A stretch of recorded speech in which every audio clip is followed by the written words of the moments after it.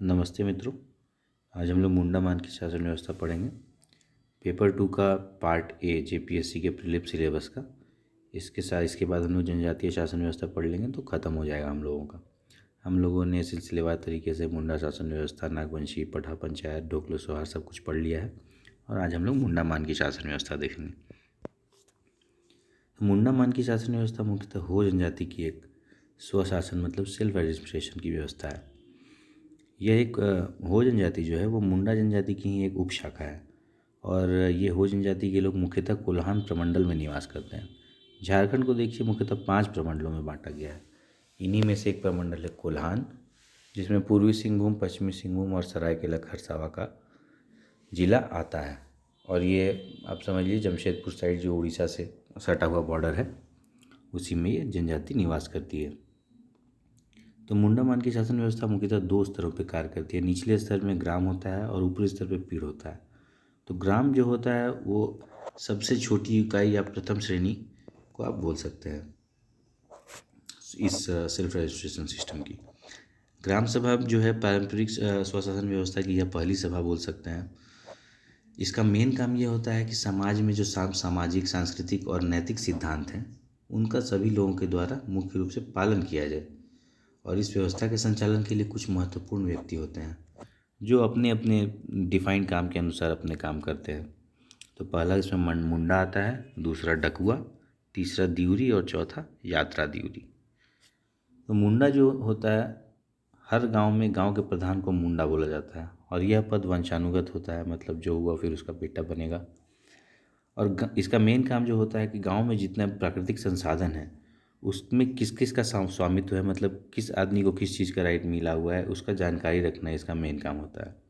और ये खुद में कोई पावर तो नहीं रखता है, लेकिन सामुदायिक मतलब सभी गांव में सभी लोगों का ये प्रधान होता है। तो एक मतलब हेड के रूप में माना जाता है और इसको उसी समुदाय की शक्ति प्राप्त होती है क्योंकि वो सभी लोगों का हेड है, इसी की बात को माना जाएगा और इसी के आधार पे इसको विभिन्न कर्तव्यों को निभाने का अधिकार प्राप्त होता है। अब इसमें कौन कौन सा मेन काम होता है, तो पहला होता है कोई भी बाहर का जो मामला होगा उसमें गांव का जो प्रतिनिधि बनेगा वह यही बनेगा।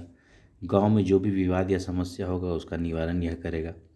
कोई भी पर्व त्योहार जो होगा उसका तिथि को निश्चित करेगा। और भी कुछ है जो हम लोग अभी आगे देखेंगे। दूसरा होता है डकुआ। डकुआ जो होता है वो मुंडा का ही सहायक होता है और उसके निर्देश पे कोई भी जो बैठक होगा या समारोह, उत्सव या पर्व त्योहार या किसी भी अन्य अवसरों के लिए ग्रामीण को सूचित करेगा कि यहाँ पे जमा होना है भाई, सब लोग वहाँ पे एकत्रित होंगे। तीसरा होता है दिउरी। दिउरी जो होता है जैसे हम लोग पाहन देखे थे उसमें उस तरह गांव का ये धार्मिक प्रधान होता है, लेकिन यहाँ पे दिउरी को कुछ अधिकार भी प्राप्त होते हैं। इसका मेन काम होगा सामूहिक धार्मिक अनुष्ठान मतलब जो पूजा वगैरह होता है वो करवाना। कोई भी समारोह होता है धार्मिक तो उसका संचालन करना इसका मेन काम होता है। और इसको जो पावर प्राप्त है वो धार्मिक अपराधों के मामलों को ये सबको यही सुलझाता है। किसी भी प्रकार का जो रिलीजियस ये होगा तो उसमें इसी का निर्णय अंतिम माना जाएगा और आरोपित जो भी व्यक्ति होगा उसको क्या दंड दिया जाएगा उसका निर्धारण भी दिउरी ही करेगा। और इसका एक सहायक होता है जिसको यात्रा दिउरी बोलते हैं, जो इसके सभी कामों में इसकी सहायता करता है। तो पहली छोटी इकाई होगी ग्राम और ग्राम से बड़ी इकाई होती है पीढ़, जो कि 15-20 गाँवों को मिला करके बनाया जाता है। ये लोग इसलिए बनाते हैं ताकि बाहरी हम लोग पहले के ज़माने में बाहरी कबीलों का वार होता था तो बाहरी हमलों को रोकने के लिए और घुसपैठ को रोकने के लिए लोगों ने मिलके पीढ़ का निर्माण किया। उसमें जो भी सभी गाँवों में जो भी सबसे प्रभावशाली या जो मजबूत मुंडा था उसको पीढ़ का प्रधान बना दिया गया और उसी को मानकी कहा जाने लगा। और धीरे धीरे समय के साथ ये जो संस्थान, पहले शुरू में तो ये लोग अपने से आपसी मिल करके आपसी समझौते के अनुसार एक समाज या जो कोऑपरेटिव सोसाइटी टाइप का बनाए थे और धीरे धीरे ये संस्थागत होते चले गए पीढ़। तो मानकी इसका प्रधान होता है पीढ़ का। जो जो भी कोई गांव के स्तर पे कोई समस्या का निवारण नहीं हो पाता है तो उसको मानकी के पास भेजा जाता है। मानकी के नेतृत्व में इसको सुलझाने का प्रयास होता है। और कोई भी विभिन्न गाँवों के बीच कोई विवाद हो जाता है तो उसको सुलझाने का काम भी मानकी के द्वारा ही होता है। अब इसके मानकी के पद के लिए भी और मुंडा के पद के लिए भी कोई वित्तीय प्रावधान मतलब वेतन का, पैसा का कोई प्रावधान नहीं है, लेकिन उनको समुदाय के लिए जो सेवा कर रहे हैं वो काम कर रहे हैं उसके लिए व्यापक सम्मान दिया जाता है। अब जब अंग्रेज़ों का आगमन हुआ उसके बाद यह इस व्यवस्था पर क्या प्रभाव पड़ा वो हम लोग देखेंगे। तो 1760 ईस्वी में अंग्रेज का, 1757 में आप लोग जान रहे हैं पलासी के बाद फिर ये हो गया दीवानी राइट, सब ये हो गया, ट्रांसफ़र हो गया अंग्रेज़ों को। तो 1760 ईस्वी के आसपास कोल्हान क्षेत्र में इन लोग का प्रभाव बढ़ने लगता है धीरे धीरे, और वो लोग वही टैक्स वसूलने के लिए एसजी इटली आप लोग पढ़े हैं।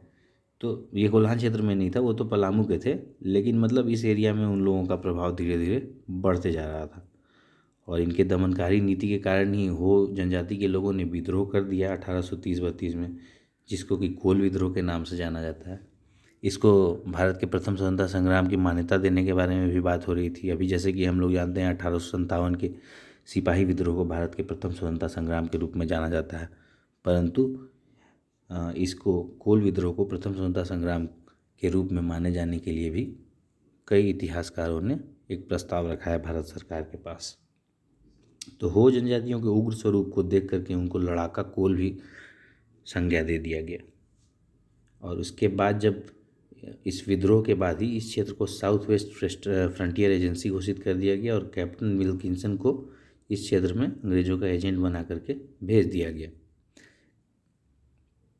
कैप्टन विल्किंसन इस क्षेत्र में आकर के जो मुंडा मान की शासन व्यवस्था थी उसको अध्ययन किए, नागरिक और न्यायिक प्रशासन का सबका गहरा अध्ययन किए, और 1837 ईस्वी में इन्होंने विल्किंसन रूल लाया, जो कि मुंडा मान की शासन व्यवस्था पर ही आधारित थी। और इसको बोल सकते हैं कि यह रूल एक तरह से अंग्रेज़ों और इस क्षेत्र के जनजातियों के बीच में समझौता था, जिसमें अंग्रेज़ों ने कुछ बदलाव के साथ जो पहले से चले आ रही पारंपरिक इनकी स्वशासन व्यवस्था थी उसको मान्यता दे दी थी। और यही विल्किंसन और आगे चल के लोग बोलते हैं लेकिन मुंडा मान की शासन व्यवस्था जो है वो पुरानी व्यवस्था है, विल्किंसन रूल बाद में आया। इसके अंदर में टोटल 32 प्रावधान लागू किया गया और हो जनजाति के निवास क्षेत्र को कोल्हान गवर्नमेंट स्टेट का नाम दे दिया गया। विल्किंसन रूल लागू हो जाने के बाद जनजातियों का जीवन और शासन व्यवस्था सभी इससे प्रभावित हो गया। सभी लोग इसी रूल को, लोग तो पहले से ही मुंडा मान की शासन व्यवस्था को मान रहे थे और इसी शासन व्यवस्था को बस अंग्रेज़ों ने कागज़ में एक कागजी अमली जामा पहनाते हुए विल्किंसन रूल का नाम दे दिया। और इसी विल्किंसन रूल के तहत सभी गाँवों में जो भी मुंडा थे उनको उनके गाँव के गाँव का राजा घोषित कर दिया गया। और मुंडा और मानकी का पद तो आप जान रहे हैं कि पहले से वंशानुगत था और उनको कुछ अतिरिक्त जिम्मेदारी भी दी गई, कर वसूलना, जो हम लोग आगे देख रहे हैं। तो हर एक मुंडा को अपने गांव में हर एक हल के लिए 8 आना के रूप में कर वसूलना होता था, और प्रत्येक वसूला गया कर में से 1 रुपये में 16 आना होता है, तो 16 आना में से 12 आना के हिसाब से मानकी के पास उसको जमा कर देना होता था। अब जब मुंडा द्वारा जो जमा किया गया पैसा था उस सबको एकत्रित करके मानकी का ही काम था ना कि उसको अंग्रेज़ों के सरकारी खजाने में जमा कर दे, और ये सब काम करने के लिए इन लोगों को कुछ पैसा भी दिया जाता था। तो 16% मुंडा को मिलता था, 10% मानकी को मिलता था। और मानकी को ये भी जिम्मेदारी दिया गया था कि वो उसके अंडर में जितना भी मुंडा लोग है 15-20 गो गाँव का, उस सब पे निगरानी भी रखेगा। और इसके बाद फिर एक तहसीलदार का पद भी सृजित किया गया यही विल्किंसन रूल के आने के बाद, और उसको राजस्व वसूली के लिए मानकी का सहयोगी बना दिया गया।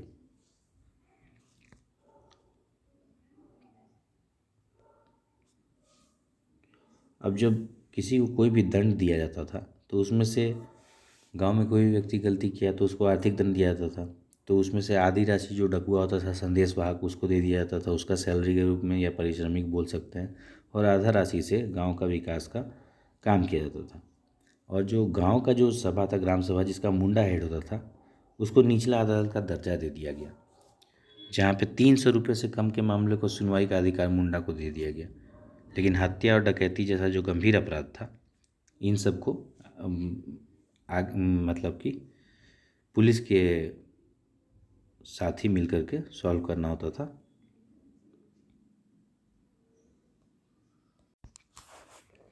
पुलिस का मतलब मेनली मतलब हो गया कोल्हान अधीक्षक। कोल्हान का एक अधीक्षक होता था जो कि विल्किंसन को शुरू में बना करके भेजा गया था। तो कोल्हान अधीक्षक को ये किसी भी प्रकार का डकैती होगा या हत्या का अपराध होगा तो उसको सूचना देने के बाद ही उसको फिर सॉल्व किया जाता था। मुंडा और मानकी को ही अपने क्षेत्र का पुलिस बना दिया गया था और अपने क्षेत्र में कानून और शांति व्यवस्था बनाए रखने का जिम्मेदारी मुंडा और मानकी को ही दे दिया गया था।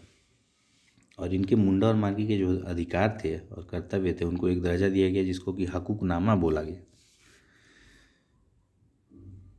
और फिर मुंडा और मांकी जो थे वो इसी हकूकनामे के नियमों के हिसाब से सामाजिक, आर्थिक और नैतिक विकास जो कि उनका काम था पहले भी, वो अपने गांव के लिए या फिर पीढ़ के लिए करने लगे।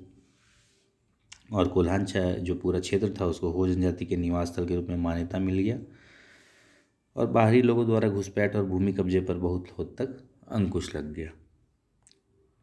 इस तरह हम लोग की मुंडा मान की शासन व्यवस्था समाप्त होती है। धन्यवाद मित्रों।